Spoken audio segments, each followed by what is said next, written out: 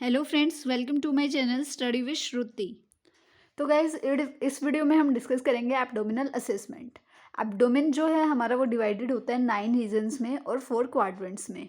ये हमें हेल्प करता है लोकेट करने में जो भी हमारी एनाटॉमिकल पोजीशंस होती हैं कि कौन सी जगह कौन सा हमारा ऑर्गन है और कैसे हमें एग्जामिनेशन करनी है एक सिस्टमिक मैनर में। ठीक है। 4 क्वाड्रेंट कौन से होते हैं? राइट अपर क्वाड्रेंट होता है, लेफ्ट अपर क्वाड्रेंट होता है, राइट लोअर क्वाड्रेंट होता है और लेफ्ट लोअर क्वाड्रेंट जो है होता है। उसके बाद अगर हम बात करते हैं 9 जो हमारे रीजन्स होते हैं, तो सबसे पहले होता है right hypochondriac region, then epigastric region, then left hypochondriac region, फिर आता है right lumbar umbilical region, left lumbar जो हमारी, फिर आता है right iliac region, then hypogastric region, then left iliac region. ठीक है। तो हमें इस तरीके से ही जो है एब्डोमिनल की जो चीज़ें हैं उनको असेस करना होता है। For the assessment of the abdomen the nurse perform inspection auscultation followed by palpation and percussion. ठीक है। सबसे पहले हम क्या करते हैं? इंस्पेक्शन करते हैं, फिर ऑस्कल्टेट करेंगे, then palpate and then percussion. The purpose of auscultation after inspection is to prevent the false result. अगर कोई गलत रिजल्ट आ रहा है, अगर हमने कुछ इंस्पेक्ट किया है और वो इंस्पेक्शन पे हमें लग रहा है कि वो चीज़ है, तो हम उसको ऑस्कल्टेट करके देखते हैं कि वो चीज़ सच में है या नहीं, या फिर हमें कोई फॉल्स रिजल्ट जो है वो देखने को मिल रहे थे। ठीक है। Palpation and percussion can stimulate the bowel which can increase the bowel motility. जब भी हम पाल्पेट या परकशन करते हैं तो वो हमारी बाउल मूवमेंट्स को जो है वो क्या करता है? स्टिमुलेट कर देता है। हमें पेशेंट को कहना होता है कि वो लाई डाउन हो जाए सुपाइन पोजीशन में। सुपाइन पोजीशन में हमें पेशेंट को लेटा देना होता है, एक्सपोज करना होता है एब्डोमिनल एरिया को, अवॉइड करना होता है हमें कोई भी अननेसेसरी एक्सपोजर को। ठीक है। शीट जो है हम यूज़ कर सकते हैं उसको कवर अप करने के लिए। देन हम बात करते हैं एब्डोमिनल इंस्पेक्शन की। स्किन को देखना होता है एब्डोमिन का कि उसका कलर कैसा है। हमें कॉन्टोर जो होता है एब्डोमेन का वो चेक करना होता है। असेस करना होता है कोई भी विजिबल पल्सेशन दिखने को तो नहीं मिल रही है, जैसे कि एब्डोमिनल ओर्टा की। ठीक है। अम्बलाइकस में से कोई डिस्चार्ज वगैरह तो नहीं है, वो चेक करना होता है। चेक करनी होती है सिमेट्री क्या है, throwing light across the abdomen. ठीक है। प्रॉपर सिमेट्री जो है हम एब्डोमेन की चेक करते हैं। उसके अलावा चेक करते हैं गियर्थ इन केस ऑफ अगर पेशेंट को कोई भी एब्डोमिनल डिस्टेंशन है तो। अब हम बात करेंगे नॉर्मल और एबनॉर्मल फाइंडिंग्स की। ठीक है। नॉर्मल में क्या होता है? फ्लैट राउंडेड या फ्लैट या फिर राउंडेड एब्डोमेन देखने को मिलेगा, सिमेट्री देखने को मिलेगी, वहाँ पे कोई भी डिस्चार्ज नहीं होगा अम्बलाइकस से। ठीक है। कोई भी विजिबल पल्सेशन नहीं रहेगी और नॉर्मली जो स्ट्राई हैं वो वहाँ पे हमें प्रेजेंट देखने को मिलेंगी। अब हम बात करते हैं एबनॉर्मल की। तो एबनॉर्मल में क्या होगा? हमें डिस्टेंशन देखने को मिलेगा एब्डोमेन का। ठीक है। वो क्यों हो सकता है? या तो वहाँ पे कोई गैस या फिर जो एक्यूमुलेशन ऑफ फ्लूइड्स जो है वो प्रेजेंट है। ठीक है। बल्ज देखने को हमें मिल सकता है एब्डोमेन में। ये क्यों हो सकता है? क्योंकि या तो वहाँ पे असाइटस है, यानी कि असाइटस यानी कि क्या होता है? फ्लूइड का एक्यूमुलेशन हो जाना। ठीक है। या फिर अम्बलाइकल हर्निया के केस में हो सकता है, या फिर प्रोट्यूबरेंट जो हमारा एब्डोमेन होता है उसके केस में भी हमें जो है वहाँ पे क्या है, एक बल्ज जो है एब्डोमिनल में देखने को मिल सकता है। उसके बाद हम बात करते हैं ऑस्कल्टेशन ऑफ द एब्डोमेन, कि हम एब्डोमेन को ऑस्कल्टेट कैसे करते हैं। ऑस्कल्टेट जो है वो हेल्प करता है हमें आइडेंटिफाई करने में जो भी हमारी बाउल साउंड्स होती हैं। उसके अलावा कोई भी इंडिकेटर्स अगर हैं पेरिस्टाल्सिस के, तो उसके लिए हमें जो है हेल्प करता है ऑस्कल्टेशन प्रोसेस। ठीक है। यहाँ पे क्या होता है? The hand as well as stethoscope should be warm and make sure the light should be adequate. हमारा जो हैंड्स होते हैं और सेथोस्कोप होता है दोनों ही वॉर्म होने चाहिए, और जो लाइट आती है वो प्रॉपर क्या होनी चाहिए? एडिक्वेट होनी चाहिए। फिंगर्स के जो नेल्स होते हैं वो बहुत छोटे होने चाहिए ताकि पेशेंट को कोई भी इंजरी ना पहुंचे। ठीक है। ऑस्कल्टेट करने से पहले हमें पेशेंट का जो ब्लैडर है वो जो है एम्प्टी होना चाहिए, यानी कि पेशेंट के ब्लैडर में जो है वो फिल्ड नहीं होना चाहिए। ठीक है। हमें मेक श्योर करना है कि पेशेंट जो है वो बहुत ही काम हो और कंफर्टेबल हो। हमें कोई भी एब्डोमेन की जो मसल्स हैं उनमें कोई भी कॉन्ट्रैक्शन होने से खुद उसको पेशेंट को बोलना है कि आप एकदम काम और कंफर्टेबल हो जाओ, ताकि कोई भी मसल में कॉन्ट्रैक्शन वगैरह उसके स्टमक में ना हो या उसके एब्डोमेन में ना हो। ठीक है। Which makes auscultation difficult. अगर अगर हमारे एब्डोमेन की मसल्स में कॉन्ट्रैक्शन होगी तो उसकी वजह से जो हमारा ऑस्कल्टेशन प्रोसेस है वो प्रॉपर नहीं देखने को मिलेगा, बिकॉज एब्डोमेन की जो हमें साउंड्स वगैरह ऑस्कल्टेट करनी है उसके साथ ही जो कॉन्ट्रैक्शन की साउंड्स होंगी वो भी क्या हो जाएंगी? मिक्सअप हो जाएंगी। ठीक है।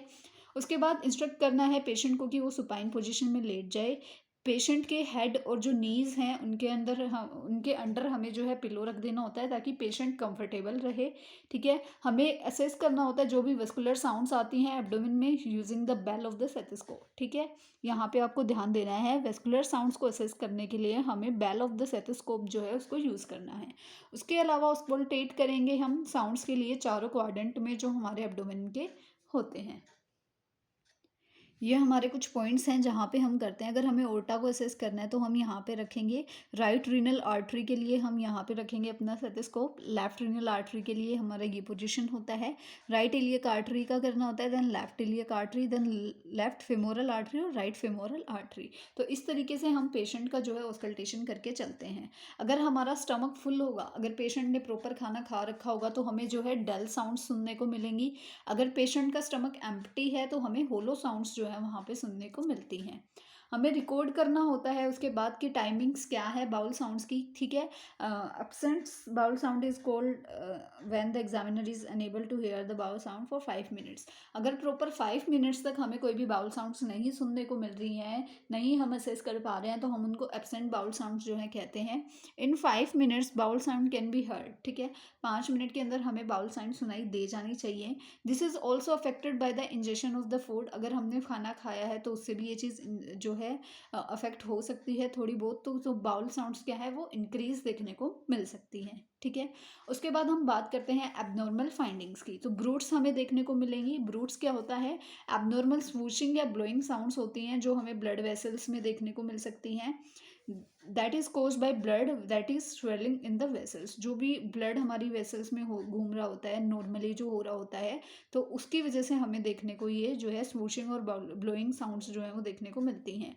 ये इंडिकेट करता है कि आर्टेरियल स्टेनोसिस का केस है या फिर एनोरिज्म जो है आर्टरीज का वो देखने को मिल सकता है। उसके अलावा एब्डोमिनल ओर्टा की जो पल्सेशन है वो हमें सुनाई दे सकती है, ठीक है। उसके अलावा अगर हम बात करते हैं तो हमें पेरिटोनियल फ्रिक्शन रब्स जो है वो देखने को मिलेगा, यानी कि ये साउंड हमें हर्ड होती हैं कि अगर पेशेंट को कोई भी इन्फेक्शन है, इन्फ्लामेशन है या कोई भी एबनॉर्मल ग्रोथ अगर पेशेंट के एब्डोमेन में हो रखी है तो हमें ये साउंड सुनने को मिलती हैं। ये साउंड बहुत ही रफ होती हैं, जैसे कि दो लेदर के जो पीसेज होते हैं वो एक दूसरे को रब कर रहे हैं ज़ोर से, तब हमें ये साउंड्स जो हैं सुनने को मिलती हैं। उसके बाद बारी आती है परकशन ऑफ द एब्डोमेन। हम एब्डोमेन का इंस्पेक्शन देख चुके हैं, उसके बाद ऑस्कल्टेशन, अब बारी आती है परकशन की। परकशन में क्या होता है, percussion should be done on all the 4 quadrants of the abdomen. जो हमने 4 क्वाड्रेंट डिस्कस किए थे, चारों ही क्वाड्रेंट पे हमें क्या है परकशन करना होता है।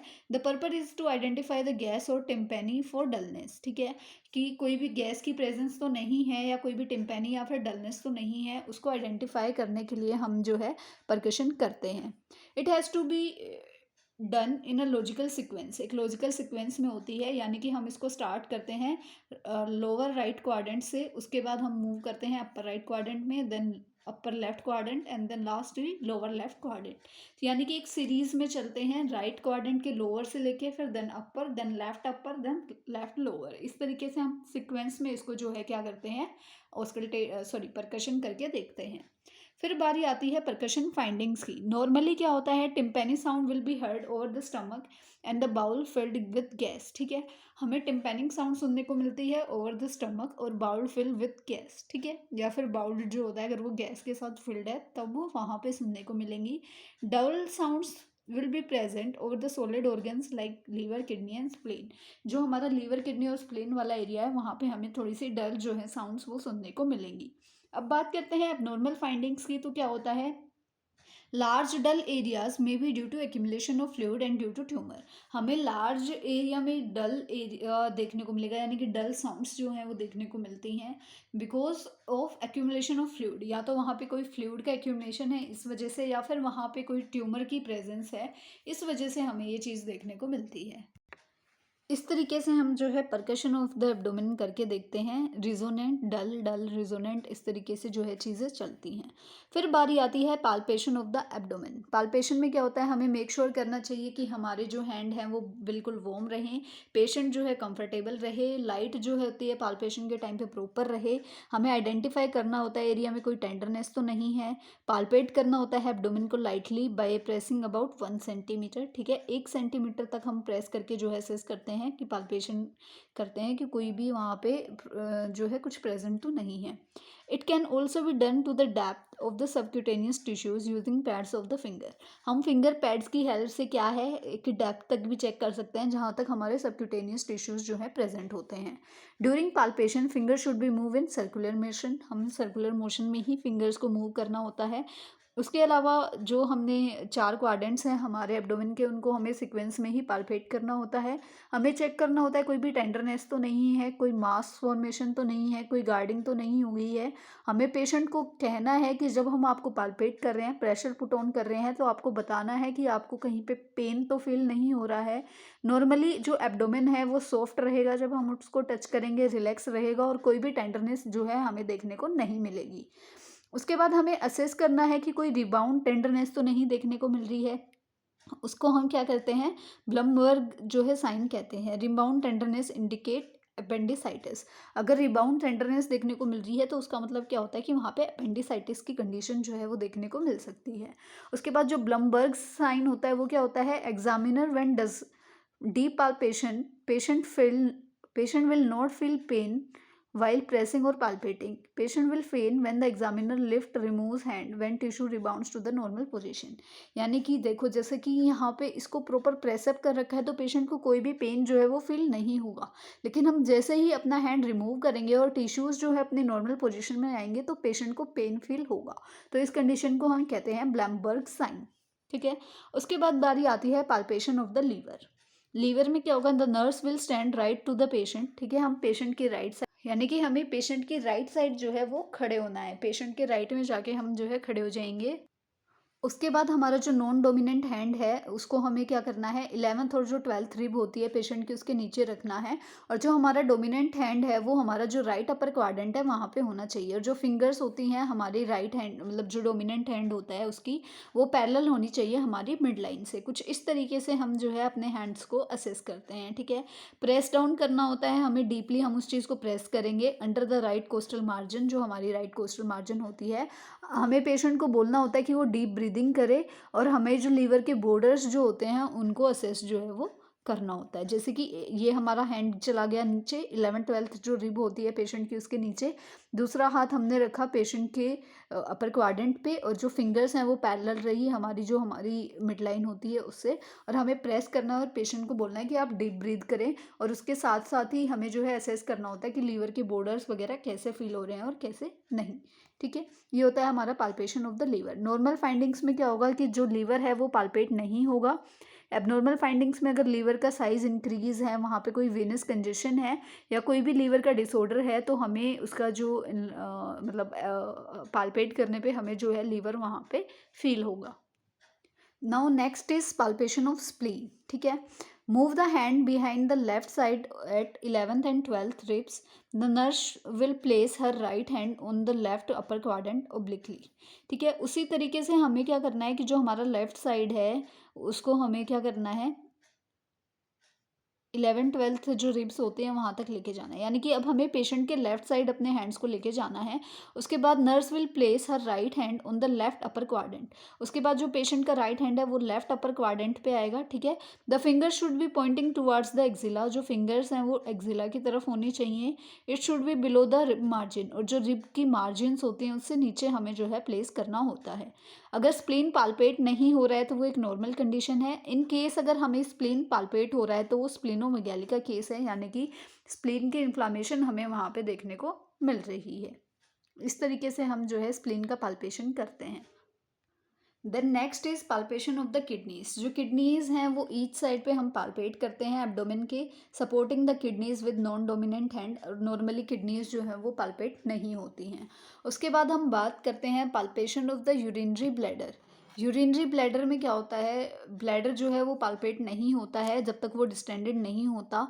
तो एग्जामिन करना है हमें ब्लैडर को और चेक करना है कि वहाँ पे कोई भी टेंडरनेस तो नहीं है।